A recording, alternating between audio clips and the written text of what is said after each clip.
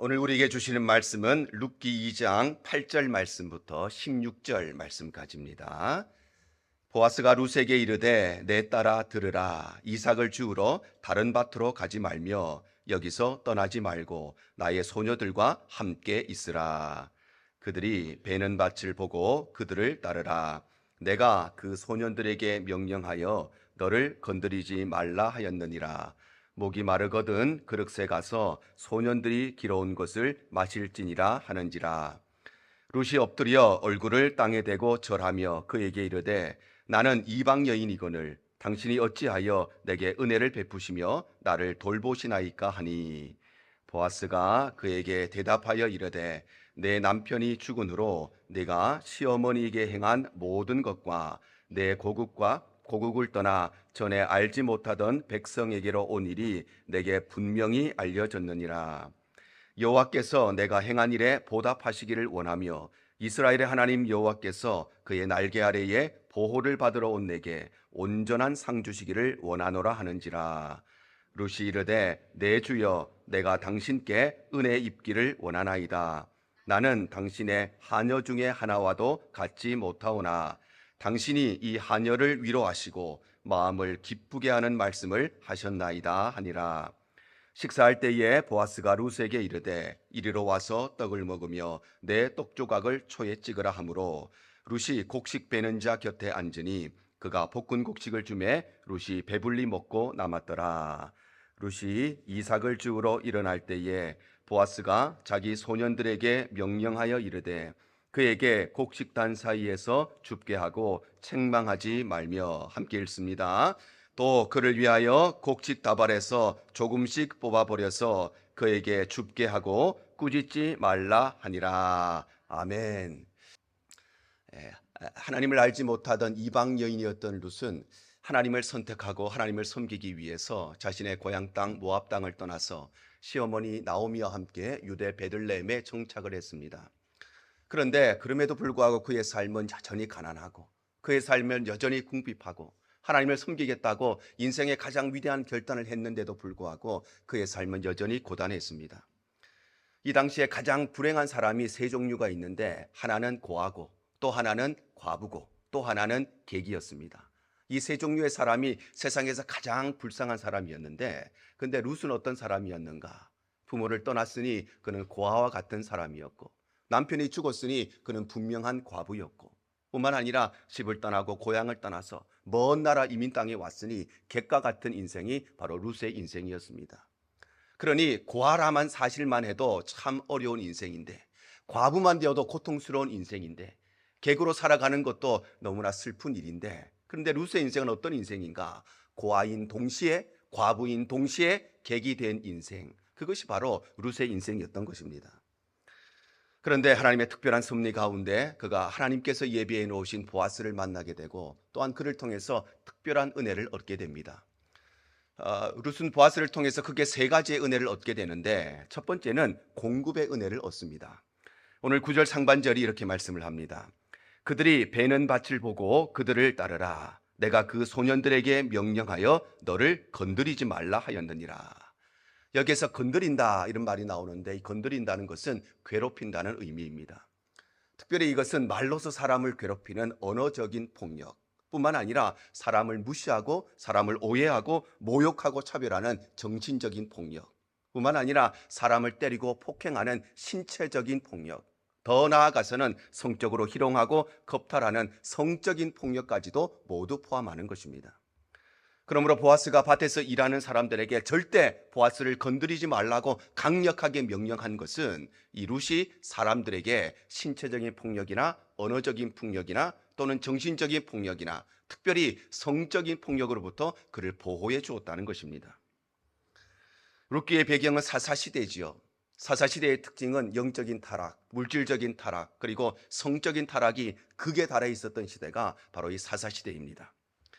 그 대표적인 사람들이 이스라엘의 마지막 사사라고 불리는 엘리 제사장의 두 아들이었던 흠니와 비느하스였습니다. 성경은 이들의 악행을 이렇게 기록합니다. 사무엘상 2장 22절입니다. 엘리가 매우 늙었더니 그의 아들들이 온 이스라엘에게 행한 모든 일과 회막문에서 수종드는 여인들과 동침하였음을 들었다 이렇게 말씀합니다.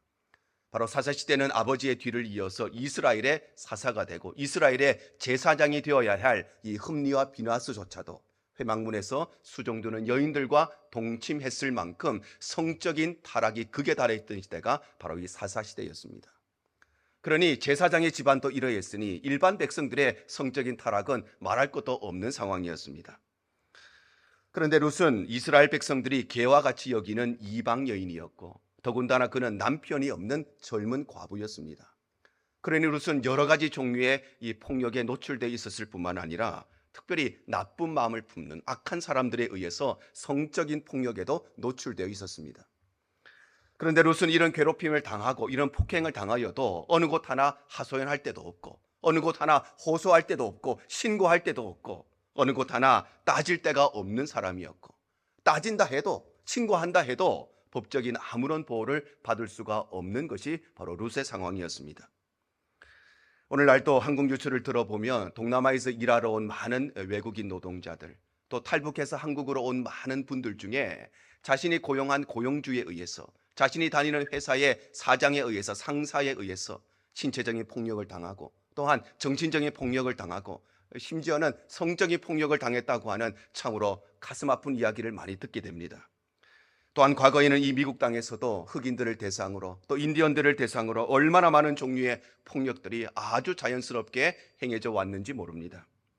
그래서 보아스는 밭에서 일하는 사람들에게 절대 이 룻을 건드리지 말라고 강력하게 명령함으로써 이 룻이 신체적인 폭력을 당하지 않도록 이 룻이 성적인 폭력을 당하지 않도록 그를 지켜주고 보호해 주었던 것입니다. 그런데 이와 동일하게 지난날 우리의 삶을 돌아보고 또 2024년 올 한 해를 돌아보면 하나님께서도 우리의 삶의 여러 가지 위협으로부터 우리를 지키시고 보호해 주셨습니다. 룻은 자기 자신이 어떤 위험에 노출되어 있는지조차 알지 못했습니다. 내가 신체적인 폭력에 노출되어 있는지 성적인 폭력에 내가 노출되어 있는지 그것조차 알지 못했는데 그런데 보아스가 미리미리 이 룻이 만날 수 있는 모든 상황들을 통제함으로써 그의 삶을 지키시고 보호해 준 것처럼 저와 여러분 역시도 올 1년 내 삶이 어떤 위험에 노출되어 있었는지조차 우리는 알지 못했습니다.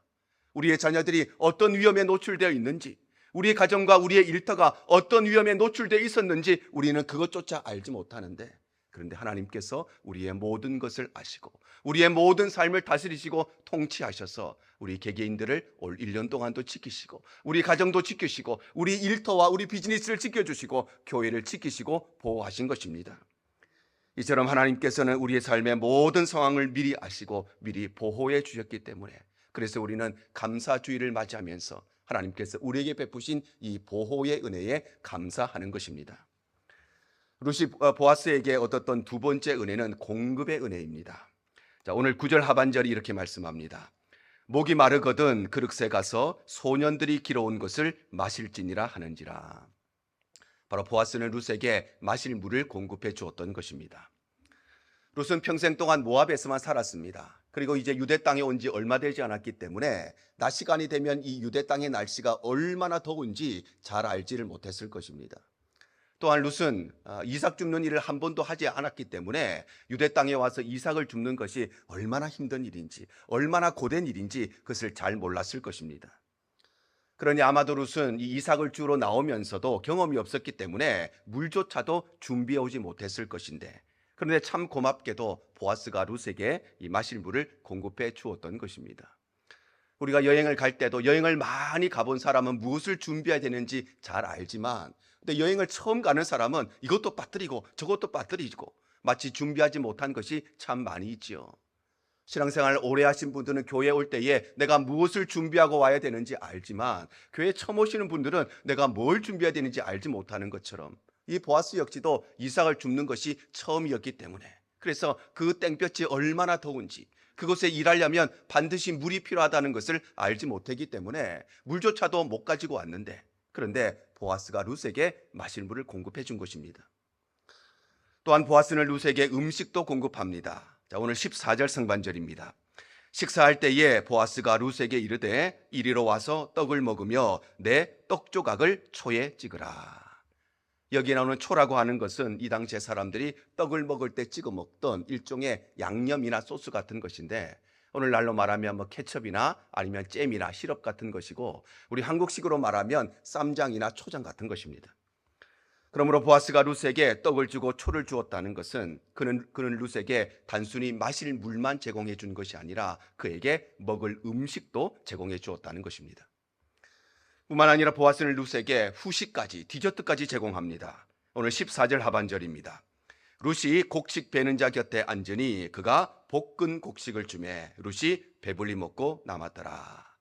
여기에 볶은 곡식이 나오는데, 이 볶은 곡식이라고 하는 것은 가난한 사람들에게는 식사 대용으로 사용되지만 부유한 사람들에게는 식사를 하고 난 뒤에 먹는 디저트 같은 것인데, 오늘날로 말하면 뭐 케이크나 푸딩이나 아이스크림이나 이런 것이고, 우리 한국식으로 말하면 누룽지 같은 것입니다. 그러므로 보아스가 룻에게 볶은 곡식까지 주었다는 것은 그에게 단순히 마실 물을 주고 먹을 음식만 준 것이 아니라 모든 식사가 마치고 부유한 사람들만 먹던, 보아스가 먹어야 되는 그 볶은 곡식까지, 디저트까지도 제공해 주었다는 것입니다. 그런데 더 나아가서 보아스는 룻에게 집에 싸갈 양식까지도 공급해 줍니다. 오늘 15절과 16절입니다. 룻이 이삭을 주우러 일어날 때에 보아스가 자기 소년들에게 명령하여 이르되 그에게 곡식 단 사이에서 줍게 하고 책망하지 말며 또 그를 위하여 곡식 다발에서 조금씩 뽑아버려서 그에게 줍게 하고 꾸짖지 말라 하니라. 여기에서 곡식 단 사이에서 줍게 하라는 것은 이삭이 가장 많이 떨어지는 곳에서 줍게 하라는 것이고, 그리고 곡식 다발에서 조금씩 뽑아버리라고 하는 것은 그 일꾼들이 일부러 이삭을 땅에 흘리라는 것입니다.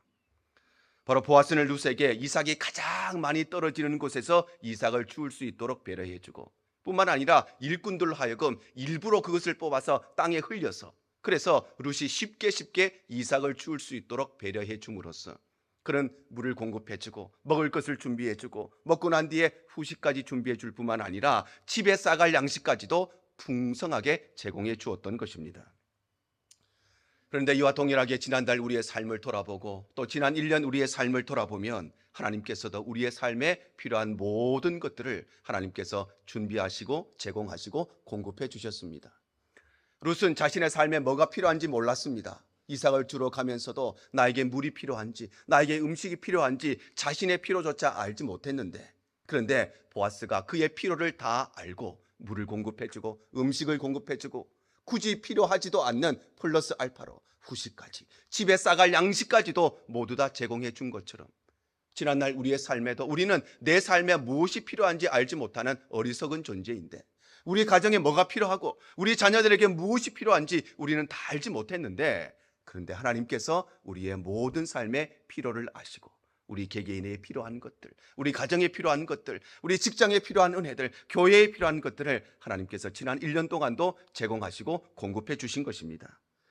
이처럼 하나님께서는 우리의 삶의 모든 필요를 다 아시는 분이시고 그것을 우리에게 공급해 주시는 분이시기에 우리가 이 추수감사주의를 맞이하면서 내 삶에 하나님께서 필요한 것들을 공급해 주신 이 공급의 은혜에 감사하며 살아가야 되는 것입니다.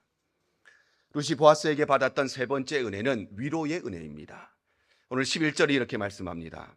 보아스가 그에게 대답하여 이르되 내 남편이 죽은 후로 내가 시어머니에게 행한 모든 것과 내 부모와 고국을 떠나 전에 알지 못하는 백성에게로 온 일이 내게 분명히 알려졌느니라.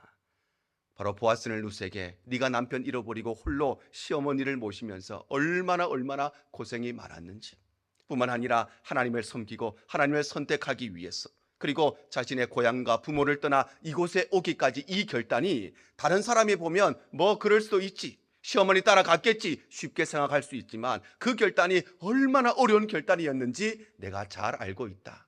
참 잘했다. 참 수고 많았다. 이렇게 위로해주고 있는 것입니다. 세상에서 가장 큰 위로는 다름 아니라 우리의 마음을 공감해 주는 것이지요. 자식들 때문에 속상한 일이 있는데 누군가가 와서 힘드시죠? 어려우시죠? 제가 그 마음 잘 압니다. 저도 자식들 키워보니까 똑같은 일 여러 번 겪어봤습니다. 공감해 주는 말이 우리에게 큰 위로가 되는 것입니다. 직장을 잃어버리고 낙심 가운데 있는데 누군가가 찾아와서 힘드시지요? 어려우시지요? 제가 그 마음 잘 압니다. 저도 옛날에 그런 일이 있었거든요. 저도 옛날에 직장을 잃어버려서 도대체 어떻게 살아가야 될지 알지 못하던 때가 있었거든요. 그 공감의 말이 우리에게 큰 위로가 되는 것입니다. 오해를 받고 고통 가운데 있는데 누군가가 찾아와서 힘드시죠. 저도 그런 일이 있었습니다. 저도 제가 한 일이 아닌데 오해를 받아서 너무 고통스러운 일이 있었습니다. 그런데 시간의 질환이 다 지나가게 되고 시간이 지나니 모든 진실이 다 밝혀지게 되고, 그러니 걱정하지 마세요. 제가 그 마음 잘 압니다. 이 공감하는 말이 우리에게 위로가 되는 것입니다. 이와 동일하게 보아스도 룻에게 네가 시어머니를 모시느라 얼마나 고생이 많았는지, 다른 사람이 보면 당연히 며느리가 시어머니 모시는 거 당연하지 라고 생각할 수 있지만, 그러나 네가 얼마나 고생이 많았는지, 뿐만 아니라 고향 땅을 떠나서 하나님을 선택하기로 한 그 결단이 다른 사람이 볼 때는 쉬운 결단처럼 보이지만 그 결단이 얼마나 어려운 결단이었는지 내가 잘 알고 있다. 그렇게 위로해 주고 있는 것입니다. 또한 보아스는 따뜻한 말을 통해서 룻을 위로합니다. 오늘 8절 상반절입니다. 보아스가 룻에게 이르되 내 딸아 들으라, 이렇게 말씀합니다. 바로 보아스는 룻을 내 딸아 이렇게 부르고 있는데, 이것은 단순히 호칭의 문제가 아니라 보아스는 룻을 인격적으로 대해주고 있었다는 것입니다. 사람들은 이 룻을 누구도 인격적으로 대해주지 않았습니다. 사람 취급하지 않았습니다. 짐승처럼 이방 여인으로 취급했습니다. 누구 하나 따뜻한 말 한마디 해준 적이 없었습니다. 그런데 보아스는 룻에게 내 딸아, 따뜻한 말을 통해서 그를 위로해주고 그를 인격적으로 대해주었던 것입니다. 뿐만 아니라 보아스는 룻을 축복함으로써 그를 위로합니다. 오늘 12절입니다. 여호와께서 내가 행한 일에 보답하시기를 원하며 이스라엘의 하나님 여호와께서 그의 날개 아래에 보호를 받으러 온 내게 온전한 상 주시기를 원하노라 하는지라. 보아스는 어려운 상황 속에서도 시어머니를 모셨던 그의 착한 행실과, 또한 하나님을 선택하고 하나님을 섬기기 위해서 모든 것을 포기했던 그의 신실한 믿음을 칭찬해 주었을 뿐만 아니라, 너의 그 착한 행실로 인하여서 너의 그 신실한 믿음 위에 하나님께서 상을 내려주시고 복을 내려주시기를 축복함으로써 그를 위로해 주었다는 것입니다. 더 나아가서 보아스는 룻과 친밀히 교제함으로써 그를 위로합니다. 오늘 14절 상반절입니다. 식사할 때에 보아스가 룻에게 이르되 이리로 와서 떡을 먹으며 내 떡 조각을 초에 찍으라. 식사 시간에 되었을 때에 보아스가 룻에게 떡을 제공해 주는데, 이것은 단순히 밥을 먹으라 이런 말이 아니라 이것은 나와 같은 식탁에서 마치 가족과 같이 함께 먹고 마시면서 교제하자는 의미인 것입니다. 바로 보아스는 모든 사람들이 개와 같이 여기던 이 이방 여인을, 누구도 상종하지 않으려고 하던 이 여인을, 누구도 말 한마디 썩지 않으려고 하던 이 여인을 자신의 식탁으로 불러들여서 자신의 가족처럼 대해주면서 함께 먹고 함께 마시면서 함께 친밀한 교제를 나누기를 원했던 것입니다. 그런데 이와 동일하게 지난날 또한 우리의 삶을 돌아보고 또 지난 1년의 삶을 돌아보면 하나님께서도 우리의 삶에 어려운 일이 있고 힘든 일이 있고 눈물 나는 일이 있고 슬픈 일이 있을 때마다 하나님께서 우리를 위로하시고 격려해 주셔서 오늘 우리가 추수감사주일을 맞이하며 여기까지 왔습니다. 사람들은 룻을 개와 같은 존재로 여겼습니다. 누구도 인격적으로 대해주지 않았습니다. 누구도 만나려지 않고 누구도 말 한마디 섞지 않으려고 했는데, 그런데 보아스는 그에게 따뜻한 말과 축복의 말과 공감의 마음을 가지고 뿐만 아니라 가족처럼 대해주며 그를 식탁으로 초대해 준 것처럼, 하나님께서도 우리의 삶에 어려운 일들, 고통스러운 일들, 한숨 나는 일들 생길 때마다 그때마다 족한 은혜로 채워주셔서 우리의 삶을 위로해 주시고 격려해 주신 것입니다. 이처럼 하나님께서는 우리가 처한 모든 상황을 다 아시고 모든 형편을 다 아시고, 하나님은 우리의 슬픔과 눈물을 다 아시고 우리를 위로하시고 격려하신 분이시기 때문에 우리는 지난날 하나님께서 우리에게 주신 위로의 은혜를 기억하고 감사해야 되는 것입니다. 이와 같이 룻은 보아스를 통해서 세 가지의 은혜, 바로 보호의 은혜와 공급의 은혜와 위로의 은혜를 받는데, 이 은혜를 받고 룻은 세 가지의 반응을 보입니다. 첫 번째, 그의 반응은 뜨겁게 감사하는 것이었습니다. 오늘 10절입니다. 룻이 엎드려 얼굴을 땅에 대고 절하며 그에게 이르되 나는 이방 여인이거늘 당신이 어찌하여 내게 은혜를 베푸시며 나를 돌보시나이까. 바로 룻은 자신에게 은혜를 베풀어 주신 보아스에게 즉시로 엎드려 얼굴을 땅에 대고 절하면서 그에게 뜨겁게 감사했던 것입니다. 특별히 룻은 나는 이방 여인인데 사람 취급을 받지 못하는 이방 여인인데 어찌하여 나 같은 보잘것없는 사람에게, 나같이 별 볼 일 없는 사람에게 이런 은혜를 베푸시고 이런 돌보아 주십니까? 이렇게 고백하는데, 이것은 다름 아니라 나는 은혜 받을 자격이 전혀 없는 존재인데 어떻게 자격이 없는 나에게 아무런 조건 따지지도 않고 묻지도 않고 이런 은혜를 나에게 베풀어 주십니까? 그의 감사의 고백인 것입니다. 두 번째로 룻은 더 큰 은혜를 사모했습니다. 오늘 13절 상반절입니다. 룻이 이르되 내 주여 내가 당신께 은혜 입기를 원하나이다. 룻은 마실 물을 공급받았습니다. 그리고 따뜻한 말과 축복의 말로 위로를 받았는데, 그런데 그는 더 큰 은혜 얻기를 기대하고 사모했다는 것입니다. 그래서 룻은 이 사모함을 통하여서 마실 물과 먹을 음식뿐만 아니라 그리고 보아스가 제공해주는 더 놀라운 은혜, 집에 싸갈 양식까지도 얻는 은혜를 얻게 되고, 또한 공감의 마음과 따뜻한 말과 축복의 말뿐만 아니라 보아스의 식탁으로 초대받아 그의 가족의 일원과 같은 대접을 받는 아주 특별한 은혜를 얻게 되는 것입니다.